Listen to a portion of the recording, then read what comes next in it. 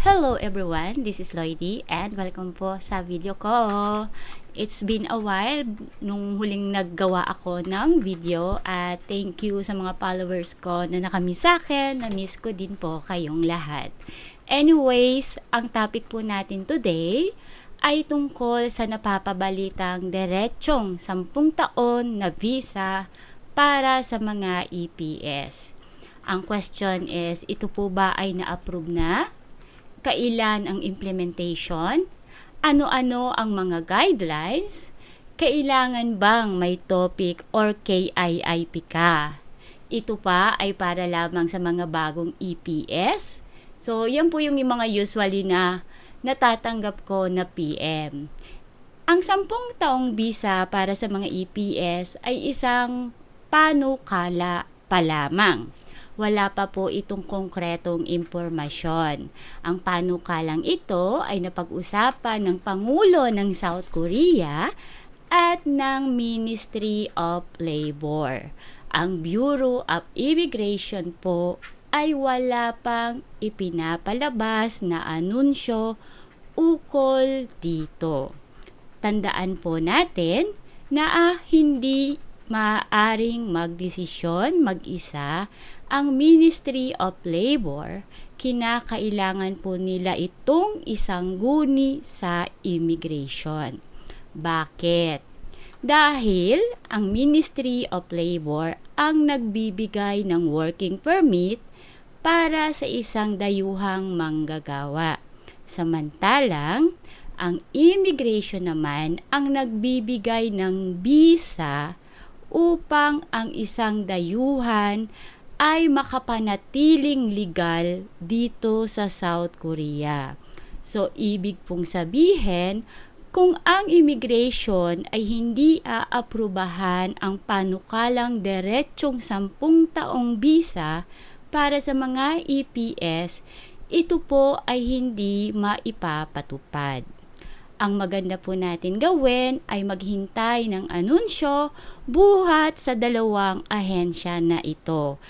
Sigurado naman kasi na kung sakaling ito ay ma-approve na ng South Korea, ng immigration or ng labor, ito po ay maglalabas sila ng anunsyo sa kanilang website. Siyempre, kapag naglagay po sila at naglabas sila ng anunsyo, nakasulat po doon kung ano-ano ang qualification ng isang dayuhang manggagawa upang makuha nila ang 10 taong diretsong visa dito sa South Korea.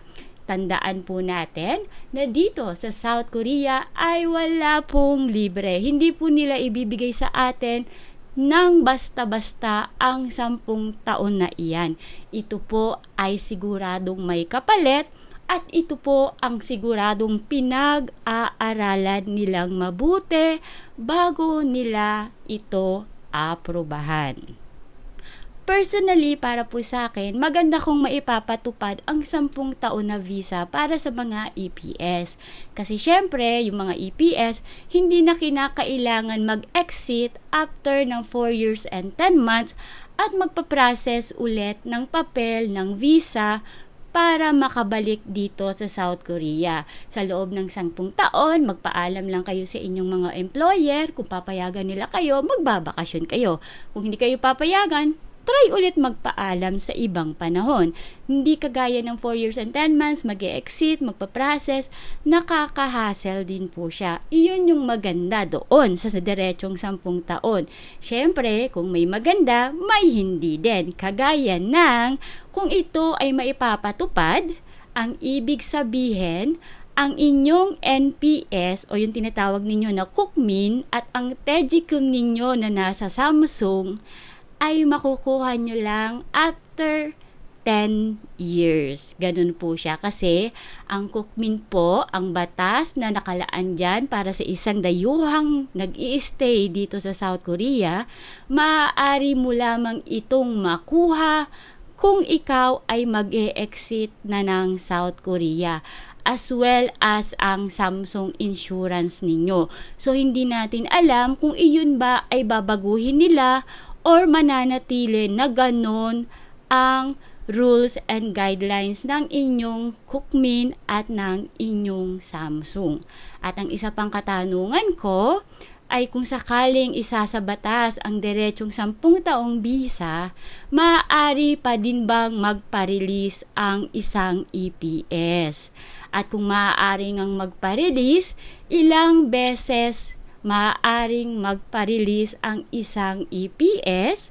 At ang susunod kong question is, ang pagbabakasyon sa Pilipinas, ang pagbabakasyon ng isang EPS, ay depende pa din ba sa employer kung papayagan ka or hindi, or kinakailangan mo pa rin mag-ask ng permission sa immigration. So marami po talagang katanungan tungkol doon sa 10 taon. At ang isa pang tumatakbo sa isip ko ngayon is doon sa halimbawa ng rules na ito ay mapupunta para sa mga bagong dadating na EPS.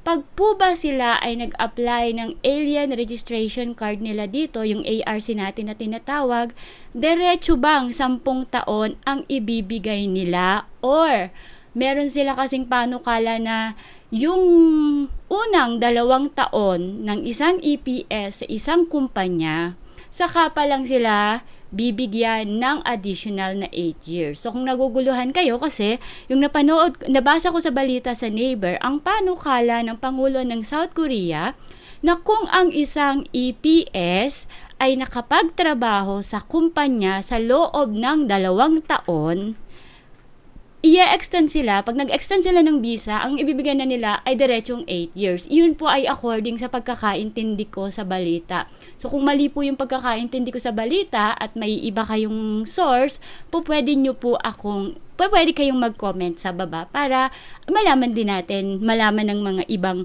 kapwa EPS dito sa South Korea. So, iyon po yung pagkakaintindi ko. So, kung yun nga yung mangyayari, so pagpunta ninyo dito sa South Korea para sa mga bagong EPS na dadating, ang unang visa ninyo ay hindi ninyo makukuha ng diretsong 8 years. Parang 2 taon and then pag in-extend kayo, saka nyo makukuha yung additional na 8 years. Parang ganon. So, wala pa po talagang kumpletong impormasyon. Wala pa silang ibinibigay na announcement tungkol sa 10 taon na batas na ito kasi syempre maraming kinakailangan gawin para ito ay maisabatas. So, abang-abang lang po tayo sa announcement ng Ministry of Labor at ng Immigration. Iyan po yung mga katanungan na nasa naisip ko, kayo po ba? Ano ang katanungan ninyo or naiisip ninyo kung sakali na maisabatas na ang 10 taon na visa na ito? Comment po kayo sa baba para makapagbigay tayo ng mga kuro-kuro sa isa't isa. Hanggang dito na lang po at maraming salamat sa inyong lahat. Hanggang sa susunod kong video. Bye-bye!